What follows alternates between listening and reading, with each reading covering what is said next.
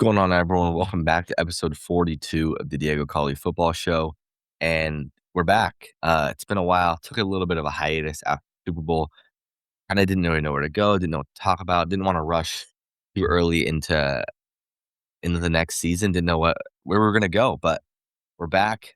I'm excited. There's a lot of stuff to talk about. So let's just get right into it. There's a lot of breaking news that has been happening this last week. And I was kind of waiting for this point in the offseason. The combine just happened. Free agency is about to kick up and start next week. I was kind of waiting for this point where there was a lot of stuff to talk about, and that we do have. Right now, we're at a point where free agency opens next Monday, but the stage that we're at now this week, teams can talk to their own players. They're cutting a lot of cap casualties, setting up for the start of free agency when next Monday, I believe it's at noon Pacific time. You can talk to anyone, and that's when the tampering period starts. And then people can officially sign on Wednesday. But that at noon on Monday, that is when you'll start to see deals start to get signed. So this is a week when a lot of stuff happens. A lot of people get cut. A lot of people get traded. And kind of there's a whole lot of news. And we're starting to get news about where people are going to start to go in free agency. Kind of if people are going to leave their own teams, they're going to stay. So a whole lot of that. So today I'll start with kind of the biggest trade that's happened so far is Trent McDuffie gets traded to the Rams for, I believe it's a first-round pick. I'll pull up the haul right now. Um, it was the Rams' second first-round pick. It's going to be pick number 29, and they still do have a first-round pick because of their trade with the Atlanta Falcons. It was one of the worst trades, especially in retrospect, that the Falcons made. They traded their first-round pick this year for the pick that ended up being James Pierce.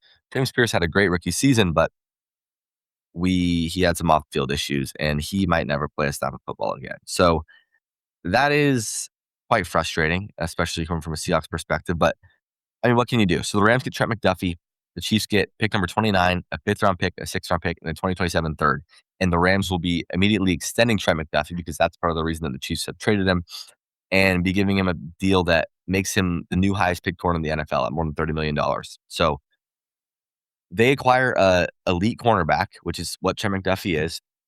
And that's quite frankly, I think, a big weakness of this Rams team, especially late in the season. The Rams at defensive back were getting beat down the field, getting beat man-to-man coverage.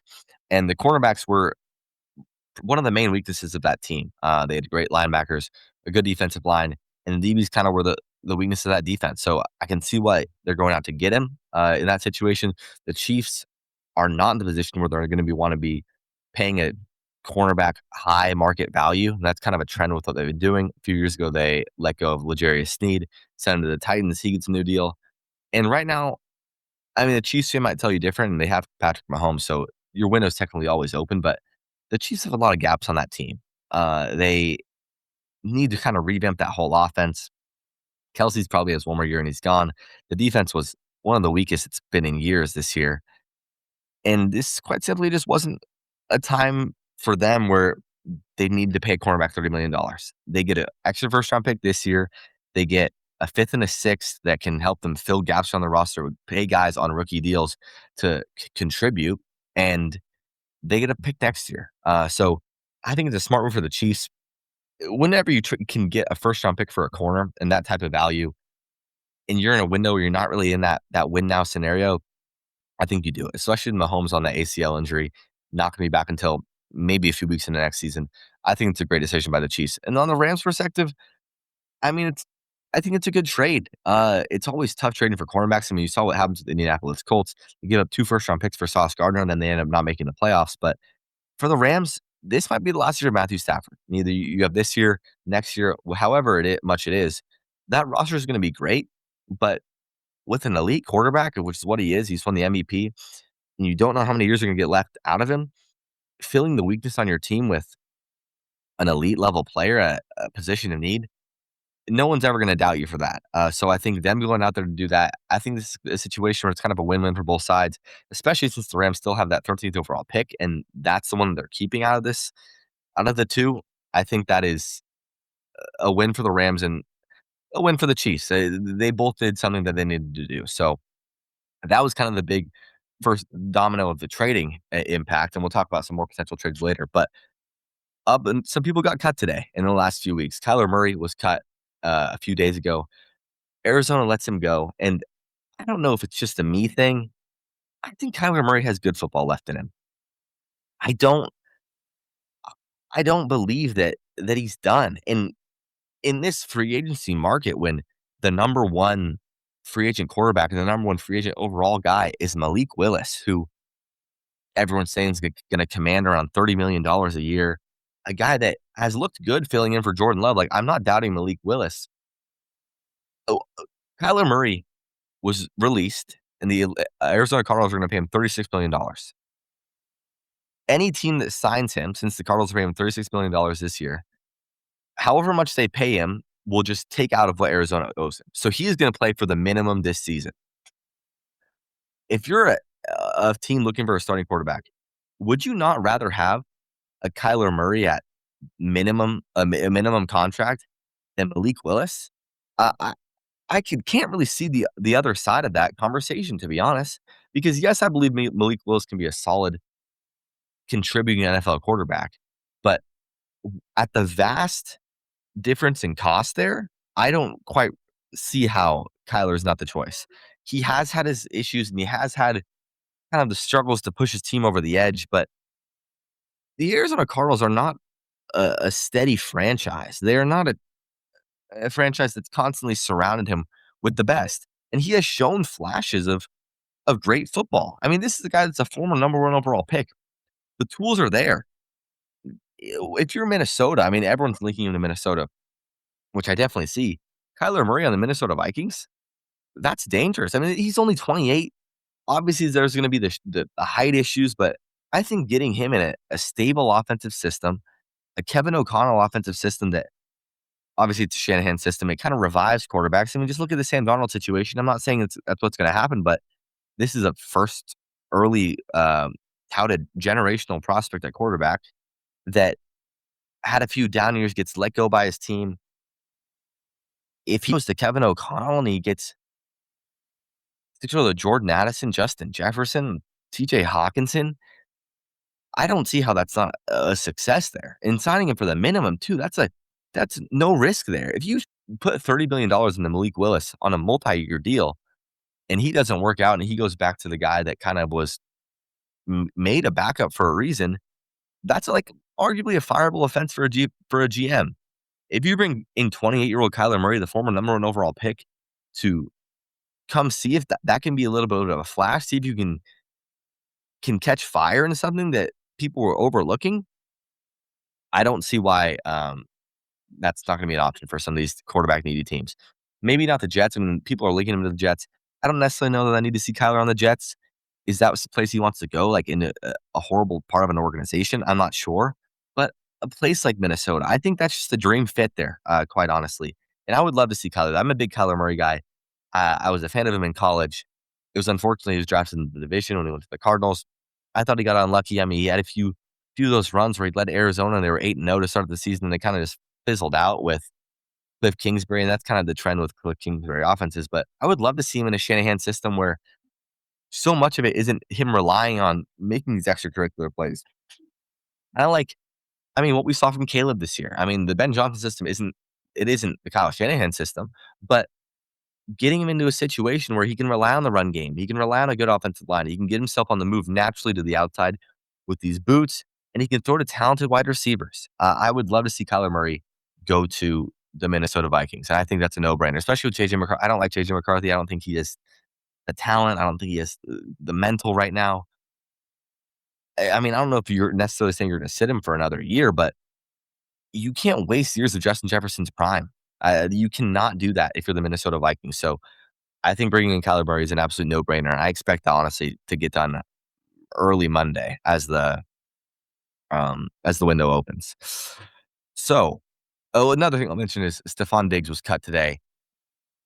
I think that's kind of a mix between the legal battles that he's kind of they're ongoing right now, and who knows what's going to happen there. And I listened to someone say, I think it was Ian Rappaport, say that the Patriots are notoriously a team that is going to get rid of the guy early rather than get rid of him too late. And I think this is just kind of a textbook situation with that. It'll be interesting to see if he plays football next year. Obviously, the talent's there. I'm not doubting that, but who knows what's going to happen with these court battles that he is in right now. And I'm quite frankly, I'm not in the know with them, but you never really want to like assume, you never want to suspect anything either way. So I'm not necessarily surprised that the Patriots got rid of it there, but that does open up a need at receiver for Drake May. And the Patriots are a notoriously aggressive team when it comes to the trade market. You got guys like AJ Brown that are seeking out to be traded. I wouldn't be surprised to see them inquire there, and any other receiver, quite frankly, around the league. Even if it's a guy that not necessarily is on the block, they're going to shell out those picks. This team just went to a Super Bowl. They're not going to be afraid to um, shell out some draft capital in the next few years to take advantage of this time when Drake May is still on his rookie deal. So now to the Seahawks side of things. Before I get into the free agents and potential guys that are going to leave or going to go, the leave or going to stay, we had some breaking news right before I started recording this. Rashid Shaheed is seemingly going to be gone, unfortunately. Adam Schefter reports he's said to not be close to an extension with the Seahawks, and the expectation is now that he will test the free agent market Monday. I think it's hard to say. I kind of expected this. I think a lot of people around Twitter have come to expect this in the last few days, and as the same with some of the other guys that are going to be testing free agency. It's going to be hard to retain these guys. And if you're looking at the Seahawks, the guys that they have leaving for free agency, a lot of people said going into free agency is, the Seahawks have so much cap room, and that's such a massive thing, and they have so much cap room. They're going to be able to re-sign all these guys. They're not in cap hell, and no, they're not in cap hell, but they have John Schneider has never been a guy to be irresponsible or kind of move off his game plan. And last year's a perfect example. Last year, they go into the offseason, they win 10 games. They hired Clint Kubiak. Clint Kubiak's talking about how Geno Smith is his quarterback. He's excited to work with DK Metcalf. That was the main selling point on why he took this job. And they trade Geno Smith. I believe it was on March 2nd. So that is 3 days ago. In terms of this week and lining up in the league year schedule. And then they trade DK Metcalf 2 years later or 2 days later. John is not going to panic. DK Metcalf was asking for $30 million, top of the market money, and John didn't want to pay him it. And he said that he probably would have paid him probably a number around 25. He haven't disclosed what that necessarily would have been, but he isn't going to panic and say, "Oh, Geno, I'll pay you your $45 million because I don't want to lose you." That's just not how John Schneider operates. So with the market with Rashid Shaheed, it was always going to be tough. The Seahawks have $13 million allocated to Cooper Kupp this upcoming season, and they are going to pay him that money. They passed the deadline to cut him if they weren't going to. They had an opportunity to cut him and get rid of him and save that cap money a few weeks ago, I believe, and decided not to. Cooper Kupp's going to stick around for probably one more season. Rashid Shaheed, his market is tough because obviously the receiving volume wasn't necessarily there, but this is a guy that wins you games on special teams, and other teams around the league, especially with this new kickoff rule, to see his value with that, I think is going to surge him up in the market. And I'm not sure if it's going to be an elite team necessarily that's going to pay him this money because I wrote a few days ago, I was planning for the show, and I expected him to be around like the 15 million mark. And Rashid had constantly said that he wanted to stay in Seattle. And people had said around Seahawks Twitter that if Shaheed were to stay, he was going to have to take a hometown discount. So it would have probably been around 10 to 12. You can't really pay the guy 15 plus because they're going to extend Devin Witherspoon this offseason. They're going to extend Jackson Smith and Jigba this offseason. And those two guys are going to arguably be the most paid at their position. I think there's a massive argument that says they should and that they both deserve that. For a receiver room, I don't really know if you can allocate the 30 plus million you're going to have to pay JSN and then 15 plus for Shaheed. And now it's coming out that, I'll pull this up right now, the receiver cap numbers. Look at Jamar Chase right now, $40 million a year. Is JSN going to top that? Who knows? Let's say he gets just under that at around 38. I wouldn't be surprised if he gets 40 plus, but just for the activity, say he gets 38. You then have Cooper Kupp down here at 15. That's already 55 million. And then you allocate 15 plus million to Rashid Shaheed. You can't allocate $60 million to a receiver room. It's just not something you can do with this team right now, especially with the amount of holes they have to fill. So I'll show you that right now as well. So this is the Seattle Seahawks ending free agents on over the cap. So these are the guys that Charles Cross has been signed already. Josh Jones is going to be a free agent. Rashid Shaheed's going to be a free agent. Boye Mafi is going to be a free agent. Kenneth Walker is going to be a free agent. Josh Jobe, Chaz Surratt, Kobe Bryant. And then you got Tariq Woolen. And some of these guys are restricted free agents. So there is certain scenarios where, say, Shaheed's one of the only few guys that you have going to free agency. And you can say, oh, I have $70 million in cap space. I have to extend these few guys. I'm going to use a majority of this cap to sign Rashid Shaheed. That's a different type of scenario than the Seahawks are in this offseason. They have many pieces and many spots in this lineup that they're going to need to fill. And they only have 4 draft picks. They have a first-round pick, end of the round. Let me see what other picks they have. They have the first-round pick, obviously, pick number 32. And I believe they have a third. They have a second rounder, a third rounder, and a sixth rounder. That's it. And they traded the 4th and the 5th for Shaheed. They're going to get a comp pick next year, so that's not the biggest deal. But they only have 4 picks. They're losing a starting safety. They're losing a starting receiver, a starting edge, a starting running back, 2 starting corners, and I believe that's it, based on starting guys. You obviously have depth guys. Those guys are easier to fill. You're also losing a backup tackle in Josh Jones. Or those are the guys that are going to free agency. My hunch, and a lot of people's hunch, is that I don't know how many of these guys are going to be back. And it's unfortunate, but when you win a Super Bowl, the rest of the league is watching these players that are about to hit free agency. And these players' agents, imagine what they're thinking. Oh my God, my guy he's about to cash in. Look at he's making big plays on the national stage. He's making big plays to send his team to the Super Bowl. He's making big plays in the Super Bowl. This is an agent's dream if you are a player under an agency and your team makes a deep run in a contract year. So back to this wide receiver contract and last thing on Shaheed real quick before we move on to the next player.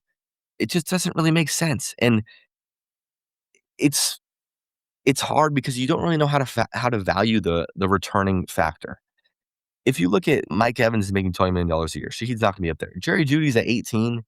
He's probably a better pure receiver, but he doesn't bring the return value. Shaheed is definitely more valuable than Cooper Kupp at $15 million a year. Khalil Shakir is a better objective receiver than Rashid Shaheed, but is nowhere near the explosiveness, even though Shakir returns punts. So I can see why a GM on a young team. I mean, a lot of people are saying the Raiders. Shaheed just follows Clint Kubiak wherever he goes. I could see it. I mean, he's won the ring. Kubiak wants to bring in the guy he's familiar with to kind of start up this system in Vegas with a new quarterback, a young quarterback to have a speedy receiver to affect the return game. Why would they not give him $18 million a year? Why would they not overpay for a stud return man, a stud explosive receiver to kind of kick up that regime? So that's how I see it there. Rashid Shaheed's going to be gone. Thank you for your service. Thank you for bringing a Super Bowl to Seattle. But it unfortunately just wasn't going to work out. So on to the next guy. And we'll talk about Kenneth Walker. Now, Kenneth Walker is interesting. It's another one where I didn't think the Seahawks were going to be super giddy to bring him back midseason. And that was because of kind of the splitting carries with Zach Charbonnet. And then Charbonnet goes down with the 20 ACL in the second Niners game. And Kenneth Walker has one of the most insane playoff runs, I mean, of recent history. It's going to go down in Seahawks history and absolutely skyrockets himself up the running back market and makes it kind of a question. I think a lot of people would have been fine with K9 walking if you asked him midseason. But after this postseason run, it's like, has he unlocked something? He's another guy I don't think is going to come back. And I think his value is going to be, the franchise tag's around $14 million. There was a tweet today that said that's where people expect his APY to fall, around the $14 million mark. It's just too much. It was gonna take another kind of a hometown discount type thing. If it was in the 10 to 12 range, even up to 13, I think they would have been fine doing it. But $14 million a year for a running back, let's see where that would slot him in. It's just it's a it's a tough position to play. And Kenneth Walker for as much as he was great this season, he was only on the injury report once or twice, I believe, didn't miss a single game. This is a guy that has had injury issues in the past. He is a guy that hasn't necessarily played all the games. He's missed games the last few years. This year he puts it all together, but to invest 14 plus $1 million in a guy that you can't necessarily fully rely on week in and week out. And he's shown it one season, but who knows how that's going to translate onto the next, especially carrying a 20 plus carry workload that you're going to have to carry early in the midseason, especially without Charbonnet there. I can see why they're not going to, but it's tough. I mean, Jonathan Taylor's making $14 million a year. Kamara's making 12. Josh Jacobs is making 12. If you could have him in that 11 to 12 range with the James Cook, Alvin Kamara, Josh Jacobs, Jonathan Taylor, even just under that, I'd be fine. But I just don't know if you can feel comfortable paying this guy within the top 5 running back market. And it's just another situation that without this run, I think he probably makes $9 to $10 million, quite honestly. But when you make the Super Bowl and you win the Super Bowl MVP, you're going to get top of the market money. He is a top of the market athlete. He's a top of the market pure player, but I just don't think it's necessarily going to work out there. And they've been linked to some other running backs, Travis Etienne, Rico Dowdle. I'm not really interested in Dowdle. Etienne could be interesting. He kind of has that agile aspect that K9 brings, but who knows what you're going to see there. So on to the next player. I want to talk about Tariq Woolen and Josh Jobe. So we'll go to the cornerback market real quick. This is a tough one, and this is kind of the only no-brainer in my opinion going into it. I wanted to see them bring back Shaheed. I wanted to see them bring back Walker, but Reek is gone. Even before Tariq Woolen's career in Seattle has kind of just been a roller coaster. I mean, he's a 5th round pick, a great Pete Carroll draft pick, just based on the pure frame. The former receiver should have won the Rookie of the Year. He was snubbed by Sauce Gardner, and leads the league in interceptions, I believe. Has a bit of a down second year. Gets benched multiple times, like for not being physical.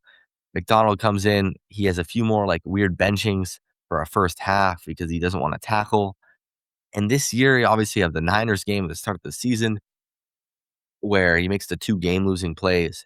And after that, he, under the radar, had an elite season coverage-wise. And he's an elite talent. Like, that's the thing, why he's going to make a boatload of money this offseason. He deserves every dollar of it. This is a guy that's slandered, I think, to too much of an extent. But you can't teach 6'4", 4.26 speed. You just can't. With man-to-man coverage skills like that, he has kind of lacking in zone in some aspects, but man-to-man coverage skills, you can't teach that. It's the motor that has to have some work. But this is a guy that McDonald was, when they were in their base defense, was putting Josh Jobe on the field over. And he loves Reek. Like, it's not a thing about them not loving Reek in the locker room.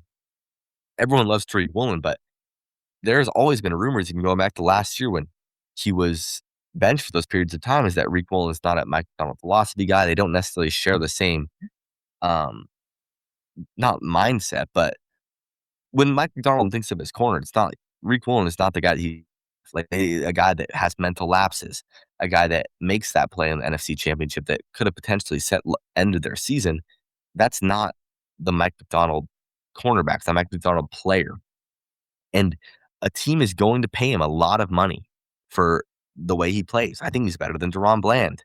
I think you can make an argument he's better than A.J. Terrell. He's way better than Marlon Humphrey, who's making $20 million a year. I think he's better than Jarius Sneed. I think he's going to make over $20 million, and that's just not going to be in Seattle. So I send Reek on his way happily. The thing about all these guys, you can send them on their way and say they got their ring and they got it. And they're moving on and getting paid. Like that's all that is what you want as a player. You win your ring young and you can kind of go play for a bad team and make some money. So I think he's going to make over $20 million, definitely over 15, and he's going to get top of the market corner value, which I think he deserves for his skill set. Now, Josh Jobe is an interesting one. Josh Jobe is someone I think they need to re-sign. Josh Jobe is the epitome of a Mike Macdonald player. He is a guy that was undrafted out of Alabama. They picked him up midseason last year, has a few interceptions, and he works his way. He was a starting corner on this team this entire season. And he's a little bit undersized, but he fights. He finds a way. He's good in man-to-man. He has good coverage speed. He's sticky on receivers. He's just a gritty cornerback. And his market's definitely kind of one that's gone up, but I think just due to his size and I mean, he hasn't necessarily made the biggest of kind of plays this season. It's not like he's had these big flashy plays. It doesn't have just if you look at Rick Bowen, you're like, that's the guy I want to play corner. It's not so necessarily the same with Josh Jobe. He's 28, a little bit on the older end.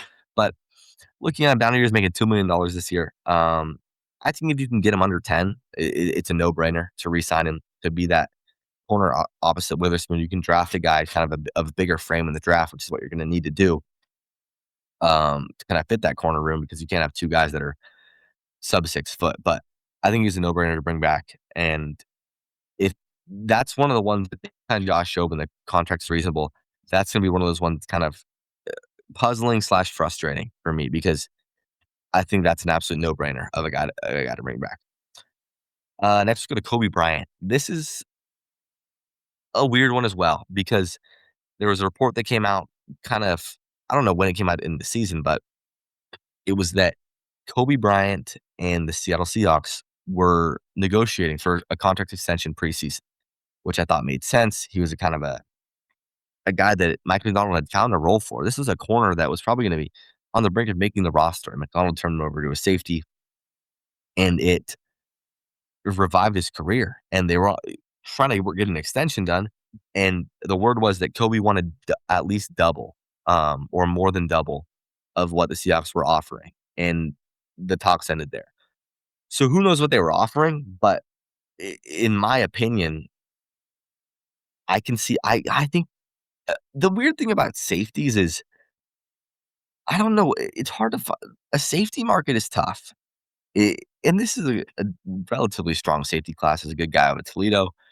We obviously got Caleb Downs early, safety out of Oregon. I forgot his name as well. But safety's not really a team that teams either pay the premium, which is what you see with a guy like Kyle Hamilton, Antoine Winfield, Kirby Joseph, Derwin James. These guys are making the premium of dollars right here. I'd say anything above 15 is that's a top level safety. And then you kind of got the drop off to not much in that 10 to 15 range, and a lot of guys in that 6 to 10 range if you're going to pay them. I think the Seahawks probably wanted to get Kobe at around 6 to 7, 6 to 8, and I think that would have been a fantastic spot to extend him that. But for a guy that started as many games as he has at safety, and he doesn't really make mistakes, he's a great tackler. He has nose for the ball. I think he's probably looking for over 12. I think he's probably looking for that 12 to 15 range. And that's kind of a range that you don't really see people paying their safeties. Which is, I think his market's going to be weird. I think he's a guy that I don't necessarily think he's a day one guy, even day two. He's kind of going to be a guy that's there for a little bit. And the price could go down to a point where the Seahawks are okay bringing him back. But if you're asking me right now, I don't think that they bring him back. I think he gets just over 10, probably 10 to $11 million, and goes to sign somewhere else, a team that really needs a safety. And I mean, that's unfortunate again, because that's a guy that it was another Pete Carroll draft pick. Mike McDonald made this guy a quality NFL player, and he's going to go get paid, but he deserves it. Like no fault on his side, but he by far deserves it. Let's go to Josh Jones, kind of the last notable big guy. Or not.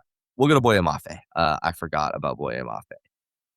Boye Mafe, not going to come back. I do not expect Boye Mafe to be a Seahawks next season. He is a guy that I've been disappointed with at times. He doesn't really make those flashy plays on the stat sheet. He struggled to get sacks this year, but people are raving about Boye Mafe. in the media, in the kind of just talking about free agent people and other teams, like, wow, this guy absolutely has the athletic tools to be a stud, and he has all the tools. I mean, this is what a quote says from Rosenthal of NFL. He said, Mape's film is more intriguing than his stats. He is an incredible athlete who plays hard and can handle a variety of roles. He is worth the premium that he'll cost. That means that he's going to make relatively high-end edge money. And looking at that, it's hard to tell what that is. I mean, a guy like Chase Young is making $17 million a year. He's a high-level draft pick who hasn't necessarily panned out to what he's expected to early in his career when he was drafted. But I could see him around there. I think he's definitely gonna make at least $15 million. People are gonna see the athletic traits, they're gonna see the elite level film, and edges make a lot of money. I mean, this is a premium position in the NFL. If you can have a guy that's gonna go get you a sack, those guys that are gonna rush the passer, those are premium positions to get paid. And the Seahawks, as much as they like Boye and they probably wanted to keep him around, I don't think they see, not that they don't see his impact as that, but if they're gonna pay top dollar for an edge, they're gonna wanna go get an elite edge, which we will talk about right now. Um, eh, Let me finish up on Moffitt. My bad, but they it's not gonna work out there. And there was news today that Jonathan Bernard has requested a trade, where the Vikings are looking to trade him, and they're looking for a second day pick, which is second or third, and kind of a late one. And the Seahawks have already inquired about it. And Jonathan Bernard is a top level edge. Right now, he's making $19 million a year. He's 29. Let me pull up his PFF rankings real quick. But that and Max Crosby. The Seahawks have inquired about Max Crosby multiple times. They have said wanted to do it when they traded Geno last offseason, and they wanted to do a trade deadline. And Vegas hasn't budged yet. But as much as the Las Vegas GM can say at the Combine Media Day that, oh, Crosby is going to be a Raider next season, that doesn't really matter. Diana Rossini wrote an article today talking about he's unhappy, and this is only going to keep on going until he's traded. And over half the league has inquired about Max Crosby. And that's kind of the thing that is frustrating to me, or not frustrating, but kind of makes me doubt if they are going to bring in Max Crosby, because they don't necessarily have the most enticing offer to send to Vegas. I think they would have had a much more enticing offer to send it at the trade deadline, because you could have sent a guy like Mafe, who was talked about in trade talks. They almost sent him to the Chiefs. You could have put Mafe, first round pick this year, first round pick next year, a second and a third, if that's what you wanted to do. But now it's like you're going to have to load up a boatload of picks, and it's going to be at least a first this year, a first next year. And do you want to get rid of both your day 2 picks this year and just not pick it all in this draft? You can't really do that. You have holes to fill. You need those second day players more than you need the first day player, in my opinion. I don't really know if there's a player that you can toss into Vegas that really juices up that offer. So as much as I would love to see them make the trade for Max Crosby, I just don't necessarily see why Vegas would choose the Seahawks offer over more enticing offers and more draft capital that they would have around the league, to be honest. But with a guy like Bernard, you can give him a day 2 pick, give him a late day 3. I think that is an acceptable offer. Another guy that was talked about is Khalil Mack, and that's if DeMarcus Lawrence is going to retire. I don't think D-Law is going to retire. I think we kind of would have heard something by then. I think he's going to give it one more year. And that would kind of just be a one-off for a one-off. I don't necessarily see them bringing in Mack and having 2, maybe 3 guys they're going to have to replace next year if Leonard Williams retires, which is also a possibility. But Bernard, he's a guy that had 47 pressures on the year, only 4 sacks. That was this year. But, I mean, 47 pressures, that's also in only 15 games. So 4 sacks this year, 11 sacks last year, 14 sacks the year before. This is a guy I would love to bring in, a guy that you can really trust to go get a sack off the edge. It's got what the Seahawks don't really have right now. They want Derek Hall to evolve into that spot, but they're going to need an elite level edge, because the around the league is only getting better. The Rams just filled their kind of position of need. The Seahawks have a position of need at edge spot.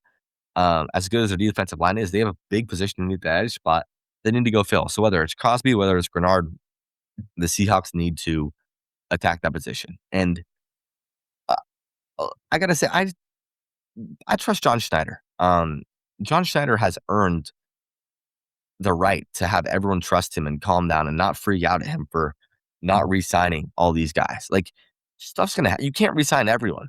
If you re-sign 3 of these guys, you're handcuffed and you have no real flexibility. And John Schneider's a guy that he's always managed the team like this. He loves to have flexibility and be able to do a quick auto, a quick maneuver, and work these young draft picks into the team early instead of expending. Say you sign Kobe Bryant, his play deteriorates. Say you re-sign Tariq Woolen, and kind of he gets his money, and the mental lapses start to go up. Say you sign Kenneth Walker, and the injury, his injury bug comes back to bite him. These are all things that kind of can kill you if you're allotting $20 million plus to guys that aren't impacting your team. With a guy like Ty Okada, he showed he can start last season. He had a rough stretch, like a rough game or two at the beginning of his tenure, but he is a quality starting level safety, and I expect him to attack DB in the draft, to attack edge in the draft. I am trusting John Schneider in the complete fullest going into this free agency. A few more guys we'll talk about before we wrap it up. Josh Jones, he made $4 million this year. I think he's a guy, I think his value is only going to go up. He kind of showed he can hang in big games. I mean, he started the biggest game of the season in the regular season for the Seahawks, as in that Rams game, the Thursday night game, started the game after, the 2 games after, I believe, against the Panthers and the Niners, and showed he can gut out, showed he could hang, former 3rd-round pick. Made $4 million this year as a kind of a swing tackle, which is a valuable position, and I expect him to make probably around 8 to 10. I think he's going to get paid, and I think if they can bring him back around 8, I'd be fine with it, but I don't think it's going to happen again. It's hard to see them bringing back many of these guys, quite honestly, because they have a guy like Amari Kite who they trust and has stayed on the ready squad all season last season and was ready to go in and came in for a play. I think they're fine with that, kind of a young developmental guy. They have a lot of young linemen that they stashed in the last draft. I think they're fine on the backup line front. Some sad news. It seems like Jake Bobo is not going to return to the Seahawks. They non-tendered him, which means that they had the rights to him as a restricted free agent. They let him go. He's going to be a unrestricted free agent. He's not going to come back. They wouldn't have non-tendered him if they were going to bring him back. Cody White's restricted free agent. Brendan Peely, Brady Russell. Tariq Jones unrestricted. I expect him to go elsewhere. He's a special teams receiver type guy who is probably going to want to go chase a true receiver role on the team that I just really don't see it here. Greg Thomas, restricted free agent. He'll be back. And that seems to be it. George Holani was re-signed. Ty Okada was re-signed. So that kind of wraps up the outgoing guys.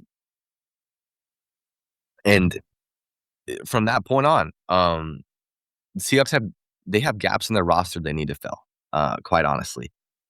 A few spots that I have to say, I don't expect them to be too aggressive to start free agency. I expect them to be aggressive in the trade market, but just let's look at the upcoming free agent rankings, because I don't think that they necessarily are a landing spot for a lot of these high,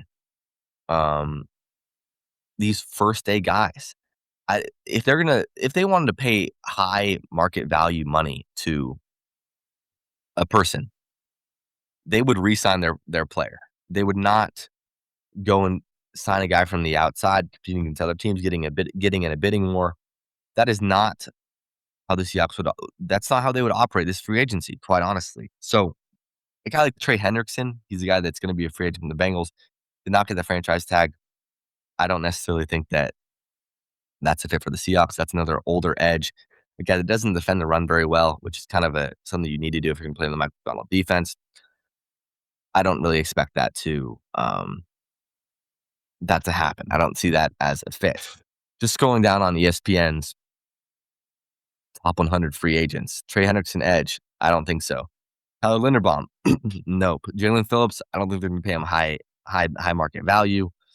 Just going down this list, I don't see it for a lot of these guys. So I expect the Seahawks to be aggressive in the trade market looking for an edge and trying to re-sign Josh Jobe. I expect them to draft a cornerback probably as well. I'll do a full draft preview kind of after free agency going into the draft, citing some people that I expect them to look at at each pick and at each position, just some guys there. But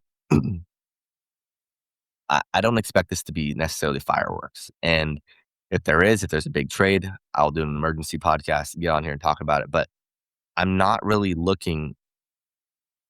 That's not what they need to do right now. It's not. I don't think it's their priority, and I don't think it should be their priority right now at all. I expect them to sign a few guys on day 2 or 3, let the market set itself at the start, and kind of get those under the radar guys that can fill these big roles. Those young guys that maybe their potential wasn't fully unlocked at their last stop. So I'm going to wrap that up there. This was my kind of around the league free agency, going into free agency preview for the Seattle Seahawks. And I'll have some shows coming at you next week. Took a bit of a hiatus, going to be more active, going to be coming back, and might be doing some Mariners shows. So be on the lookout for that. Thank you guys for listening. If you enjoyed, give it a comment, give it a like on YouTube, share it with your friends. And I will see you guys next week for free agency.